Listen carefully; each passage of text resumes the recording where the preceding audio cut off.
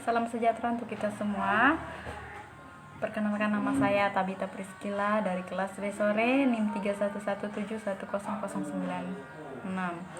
Saya akan mempresentasikan outline penelitian saya untuk memenuhi tugas mata kuliah menulis karya ilmiah yang diampu oleh dosen Akis Yuliansa, Sarjana Pendidikan Magister Pendidikan.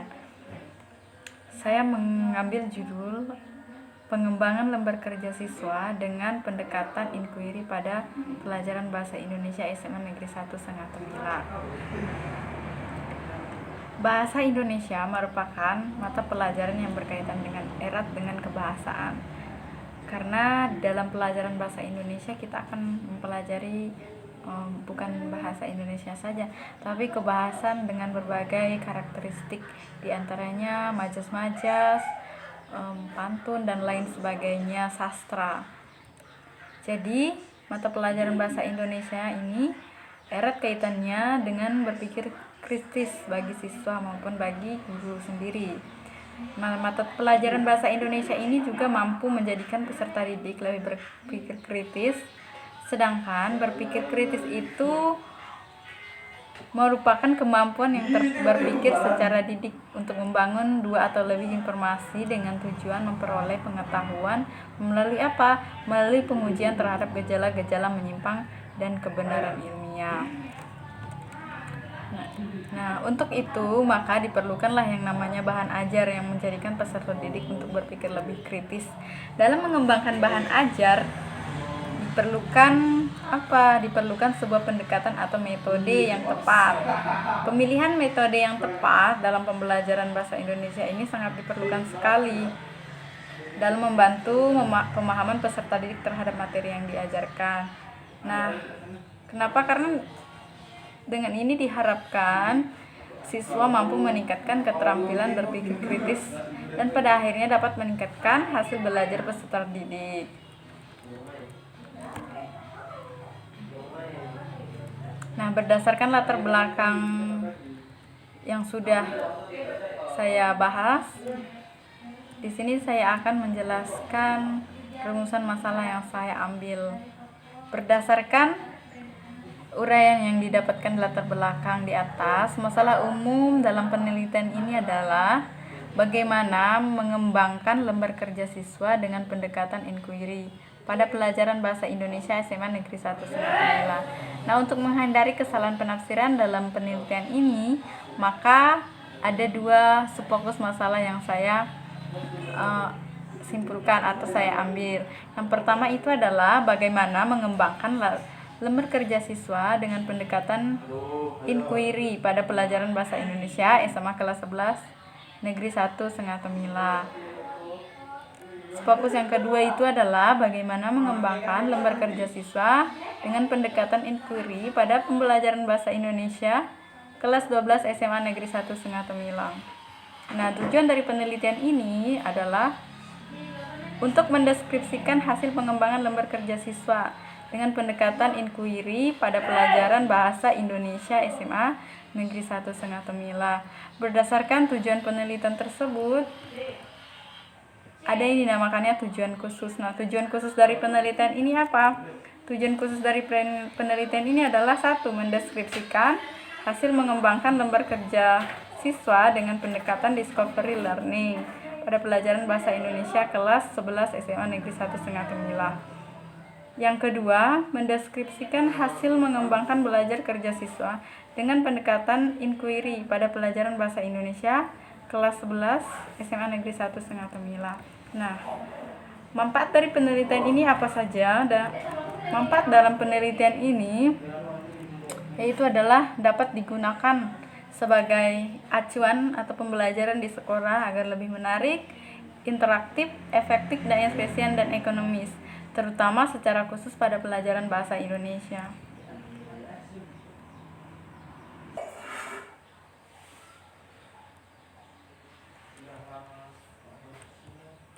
Ruang lingkup penelitian. Nah,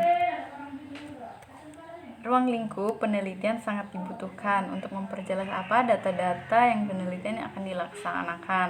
Nah, dalam ruang lingkup penelitian ini ada objek yang diteliti. Di dalam ruang lingkup ini bertujuan untuk apa? Mengembangkan media pembelajaran agar siswa menerapkan pembelajaran. Nah, ruang lingkup dalam penelitian ini terdiri dari variabel penelitian dan definisi operasional. Variabel penelitian yang digunakan dalam penelitian ini adalah variabel tunggal.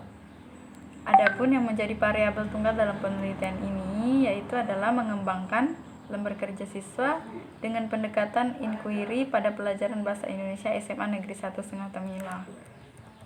Nah, definisi operasionalnya apa saja? Yang pertama itu adalah lembar kerja siswa, dan yang kedua itu adalah belajar dan pembelajaran bahasa Indonesia. Lanjut, saya akan membahas tentang metodologi penelitian. Nah, usaha untuk memecahkan suatu masalah dalam penelitian, maka diperlukan yang namanya metode bentuk penelitian sesuai dengan masalah dan tujuan penelitian. Untuk apa? Untuk memperjelas hal tersebut. Maka metode bentuk penelitian adalah sebagai berikut. Metode penelitian pada dasarnya adalah suatu cara atau langkah-langkah yang digunakan untuk apa? Untuk mencapai tujuan pembelajaran berdasarkan fakta yang ada. Nah, Sugiono mengemukakan bahwa metode penelitian pada dasarnya merupakan cara ilmiah untuk mendapatkan data dengan tujuan dan kegunaan tertentu. Metode yang digunakan dalam penelitian ini adalah metode pengembangan Erdandi. Nah, metode Erdandi ini menghasilkan sebuah media pembelajaran berbasis lembar kerja siswa. Nah, yang berikutnya itu adalah bentuk penelitian. Nah, bentuk penelitian yang digunakan di dalam penelitian ini adalah bentuk penelitian kualitatif dan kuantitatif. Nah, Jurdafriel mengatakan bahwa penelitian kualitatif adalah penelitian yang temuannya tidak didasarkan atas analisis statistik. Data yang dikumpulkan adalah data deskriptif, yaitu berupa lisan, tulisan, serta perilaku objek yang diamati pengamat penelitian. Nah, sedangkan menurut Bahrudin, penelitian kuantitatif menekankan pada fenomena-fenomena objektif yang dikaji secara kuantitatif. Nah, populasi dan sampel. Apa itu populasi? Populasi menurut Sugiono itu adalah wilayah generalisasi yang terdiri atas objek dan subjek yang mempunyai kualitas dan karakteristik tertentu yang ditetapkan oleh peneliti untuk dipelajari dan kemudian ditarik kesimpulannya. Nah, di dalam penelitian ini yang menjadi populasi adalah seluruh siswa SMA Negeri 1 Sengah Temilang yang terdiri dari kelas IPA dan IPS. Yang kedua itu sampel. Menurut Sugiono, apa itu sampel? Sampel adalah bagian dari jumlah dan karakteristik yang dimiliki populasi tersebut. Nah, sampel yang diambil dalam penelitian ini adalah siswa SMA kelas 11 dan kelas 12 Negeri 1 Sengah Temilang. Nah, data dan alat pengumpulan data, teknik dan alat pengumpulan data. Nah, teknik itu apa? Teknik merupakan proses atau pengandaan untuk keperluan penelitian di mana data yang terkumpul adalah untuk menguji hipotesis yang telah dirumuskan. Sedangkan alat adalah bahan atau alat yang digunakan untuk mengumpulkan sebuah data yang akan dianalisis. Nah, alat ini fungsinya untuk apa? Memudahkan penelitian dalam memperoleh data di lapangan.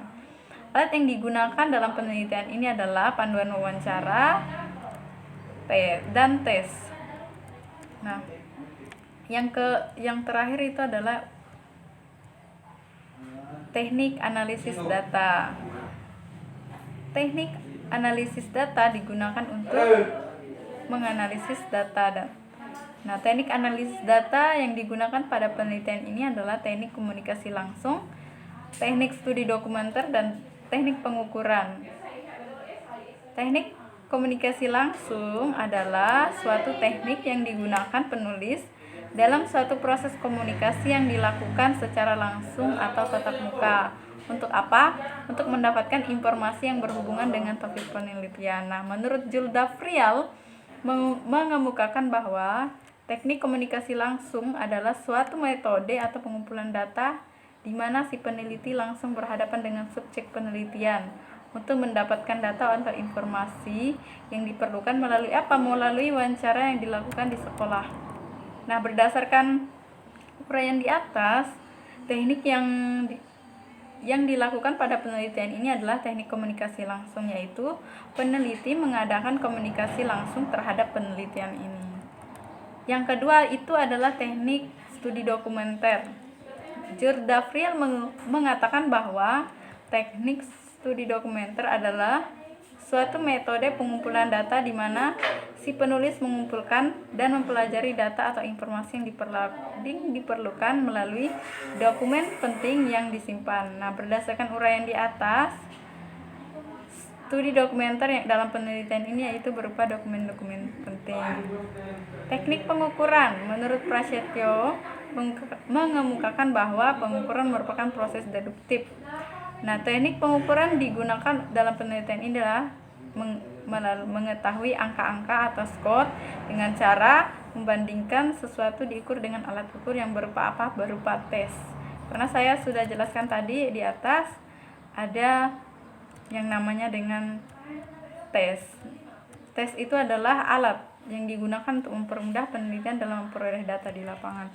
Jadi ketika peneliti mau meneliti atau melakukan penelitian di lapangan, dia melakukan tes kepada siswa untuk mengetahui hasil dari pengembangan pembelajaran tersebut. Yang selanjutnya itu adalah jadwal rencana penelitian. Nah, jadwal rencana penelitian ini diadakan mulai pada bulan Januari tahun 2021 sampai dengan November tahun 2021. Sekian yang dapat saya sampaikan. Biarlah presentasi saya pada hari ini dapat menambah wawasan kita semua tentang mengetahui penelitian pengembangan R dan D. Terima kasih, saya ucapkan selamat siang.